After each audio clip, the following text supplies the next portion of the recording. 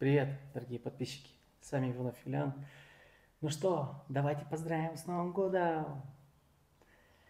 Уважаемые мужчины, доблестные добытчики,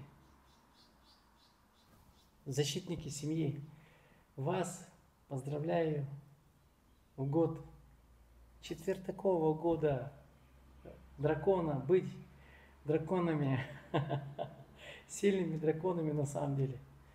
Этот год был непростой, 24-й год. Мы много преодолевали, мы смотрим также на победы, как команда проходила эти всевозможные трения, но, как говорится, мы есть команда, группа, у которой есть общая цель, это помогать вам и делать вас более-менее способными, чтобы вы достигали своих целей не только на охоте, но и в жизни, друзья. Вот. Самое главное, в 2025 году я хочу пожелать вам, так же, как и себе сокровенного, это, ребята, умение преодолевать препятствия. Мы, мужчины, сами по себе стратеги, добытчики, уже охотники сами по себе являются по умолчанию стратегиями.